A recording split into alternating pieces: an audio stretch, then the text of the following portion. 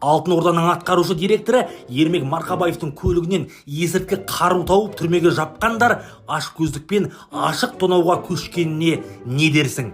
Полиция бөлімшесі аумағында тұрған сол көлікті ашып, ішінен 4,5 миллион теңгені алып тып-типыл қылған. Арттары ашылғасын дым болмағандай айып тұрағына апара салған. Ол ма? Марқабаевтың телефонынан $2000 керек деген сыңайда жан-жаққа жазған.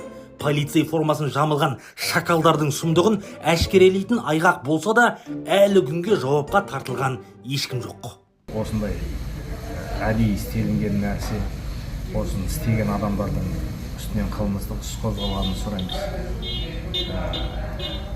Қазіргі заманда жай ұнамаған адамдар қалтасына наркотик салып, жаңағындай осындай подставамен қазіргі кезде өстіп істеліне беретін болса, ертең бизнесте жүрген адамдар қалай өзінің